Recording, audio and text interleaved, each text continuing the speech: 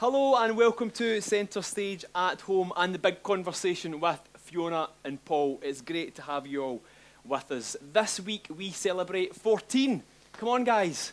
Yeah. And we want to have a chat with Fiona and Paul around what are the plans for the big anniversary live. Takes place on Facebook Live, 7:30 this Friday. Hope you can join us.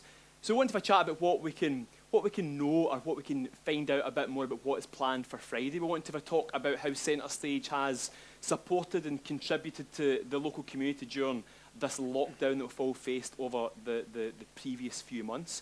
We'll have a quick chat around the Centrestage Village, about where we are with developments and how we can look forward to progress with the plans up there. So, we're going to start with, though, let's take a look back at the past 14 years. What a time it has been for Centrestage. How are you guys, first and foremost? Very well, Frank. Very well indeed. It's great to see you in the Centrestage at Home studio. It's just Lovely so to be unexpected. It's looking great, isn't it? So, let's start with yourself, Fiona. 14 years, can you believe Centrestage is 14? Frankly, no. Absolutely not. What's the biggest highlight? What's some of the highlights for you during that time? I think definitely getting open in the first place. That was a huge piece of work, and I think had we known back then just how challenging it would have been, sometimes it's just better not to know. But you couldn't really hone in on any one production because there's been so many amazing things have happened across all the communities, and getting out into the communities back maybe 10 years ago for the first time was incredibly important, because so much of what we do now is based on bringing folk in here, having got to know folk in their community or their house effectively. So that's always been key. If it had to be one production that has run as a thread through all we do from back in school days to here, it would be Les Mis. It would have to be Les Mis. We've done it twice here. We ran it twice back in school days, and we also did it here with our Aspire company. And I think anyone that saw that production would be just really it was a really special. It was a special one. But every time somebody goes on a stage here, every time we pull it together as a team, it's always unforgettable for the folk that were involved. So, but that's the brilliant thing about live theatre. As it's the magic and it's the memories that get created through that. So getting started, getting out to the communities, and Les Mis, really significant. Paul, what's been a couple of highlights from yourself? Well, I've got to agree with Fiona in the first instance about starting it was a highlight or a memory never to forget. And very quickly, I do remember that we decided to open at 4 p.m. on the 26th of June 2006, 4 p.m. and at 3:55 p.m. I was still running around the building with East Ayrshire Council building standards officers, if I remember, in the day, to make sure it was legal to accept the public in, whilst Fiona was bringing the first class in at 4 o'clock. Yeah, within minutes of approval, we had our first customers in, so it was definitely a highlight. But I suppose, there's been so many shows and productions, but one of my most favoured moments, I would say, over the last 14 years was when we officially launched our dignified food provision project, which was probably almost 5 years ago now, and the effort as a team that we had to do to come up with that, and it really was a great hybrid between what we always did at the theatre and what we were doing with the communities work. It was just a tremendous project for that and that engagement. So, and it was quite an undertaking. It was almost equally as large as opening Centrestage the first time. So, not without its challenges. And food's one of these things which can lead us nicely onto what Centrestage has been doing to support the community over the past few weeks. Centrestage didn't start off with being food at the heart. It certainly had developed, but of late, food has come back into the forefront. Tell us a bit, we'll start with yourself, Paul, tell us a bit about what Centrestage has been doing to support the community during this lockdown period. Well, obviously, we prioritised need straight away. We had our own challenges as an organisation, but, those aside, what we looked at was basic material need that people in our communities were requiring, and we set about a strategy for the team and volunteers and local community groups to come together to help support as many people within our communities as we possibly could. And we still are supporting those people even just now as we speak, and will be for some weeks to come yet. And there's been a good bit of partnership Fiona, across the community, from Lift Up Your Hearts, Buzzworks, Absolutely. and Greyhead Foods. Greyhead Foods as well. A multitude of organisations have helped us, and it has been an incredible team effort to make this happen, working really closely with the Council, Health and Social Care Partnerships, but our own team, our volunteers. It's been a huge coordinated team effort. And if you were to look at the theatre just now, everybody that's been in there, that's been there to see the shows, it's a very, very different production house just now. But as Paul said, that was the important thing back in mid-March, but none of us saw that coming. And I think what Centrestage have done really well during this time is by listening to what the community was looking for, which was a need for food. We've still delivered some form of food, some fun provision, I should say, by Centrestage at Home, doing some virtual classes. So there's a plethora, there's a good bunch of stuff you can also view on our YouTube channel. So make sure you have a look at the Centrestage MT YouTube channel to get a list of several great classes actually that we've shared over this lockdown period. So, Friday, we're going to be coming together, very much social distant, let's be clear, and in a safe environment. What can we expect from the big anniversary live this coming Friday, Fiona? What fun are we going to be presenting? Well, again, we didn't expect this to be happening. This was to be our big show week for the CS performers to be staging Maiden Dagenham. It's always the big annual flagship production. Everyone was ready for that to happen, and again, with so many things that had to go. But we do turn 14 on Friday night, and it's really important that we're mindful of everything that everyone has gone through. But our three pillars are fun, food and folk. We're an essential service. That's why we've been in here. We have spent a lot of time getting food out and developing, supporting folk through this past 14 weeks or so. But the music and the arts are at the absolute heart of our organisation, and it is vital that people know that these things will come back. They won't come back as they were, we know that, and it's sad, but it's also exciting that we can think really creatively about how we can take on board the fact that theatre is a challenging thing now, live music is a challenging thing now, singing is a challenging thing now, dancing is, but what we're really good at is finding creative solutions to that. So we knew we wanted to put something on stage, but that's when it goes over to Paul and the logistics and all the things that will always make the dream happen. So we have to celebrate in some way the fact that we are all here and it's 14 years on, but we also have to put a really clear message out that music will come back, theatre will come back, productions will come back, and we are going to take on board every single piece of guidance, of legislation that is out there, and then wrap that around what we do really well to allow us to redefine our core activities as we move forward, because we will move forward from this time, and that's where we are as we approach Friday night. And we're looking forward to it, and I think our community is looking forward to it. I mean, we talk about the food provision being a necessity. There's definitely a need now for a bit of fun. We're all missing it. We miss it terribly. This has been our life for all our working lives, but in Centrestage for 14 years. And for us not to see the people we work with every single day and to sing with them, to be with them, just to sit in the cafe and spend time as part of our wee community, it's been absolutely devastating. So, and through the work that the guys are doing, phoning people, keeping in touch, Zoom calls, FaceTime, all these things, there is such a sense of loss. It's almost been grieving. We've all been grieving for what is not here anymore.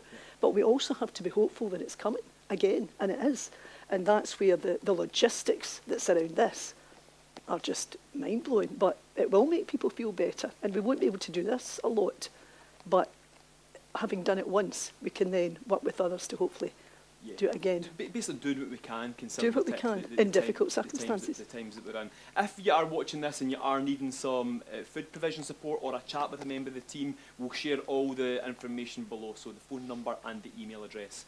Paul, talking about the show on Friday, we can't underestimate the work that's went into this in terms of making it safe for the performers and safe for anyone who's involved in this. Do you want to share with us a bit, and for the viewers a bit, around what have we done as an organisation to protect everyone that's part of it? Absolutely.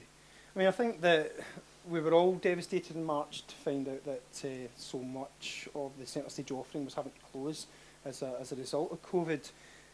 And to be honest, the only thread that we were left with as to what we could do as a theatre was, in fact, the only thing that they would allow us to do is to broadcast things out the way. We can't have audiences in, we can't do any of those things, and quite rightly so at the moment. But it's the only thread that we're left with is being able to actually do things like this, stream things out. And at homes, and to echo what Fiona's saying, that we know better than most the need that is out in our community of people that are looking for that fun and are looking for that difference at the moment. So we feel obliged to get this right. And whilst we've been doing a series of at-home programmes and activities, you know, this is going to be one of the larger ones on Friday. And with that comes an awful lot more process that has to be considered, you know.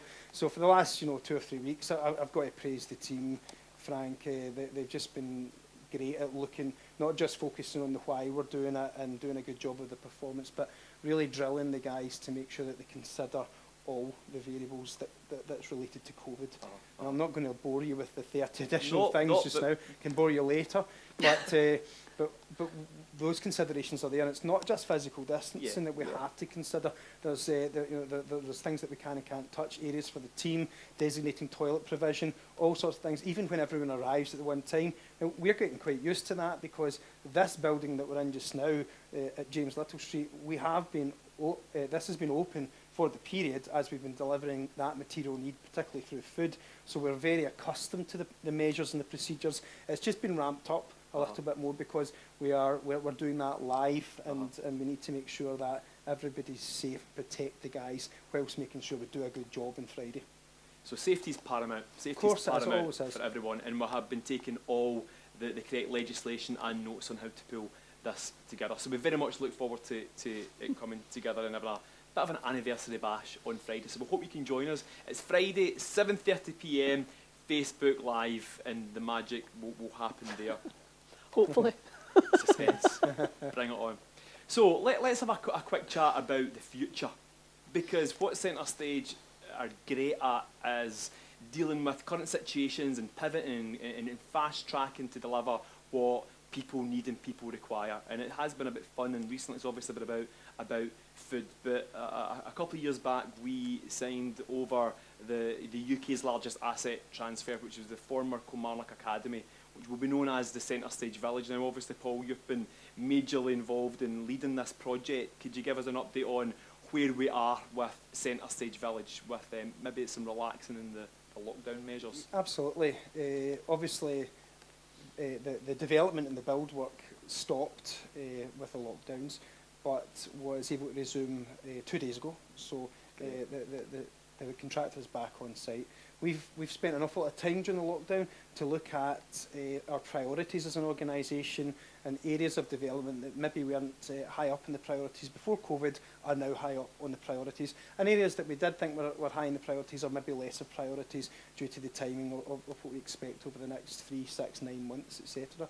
So those have been put into place. So a good example of that is that we are hoping that the phase 1 works will be complete, early next year, January, February, March, around about those times. But the positive is that we're hoping to take part ownership of the historic building around about September, October time of this year, and move the team up there and start offering our supports from the historic building.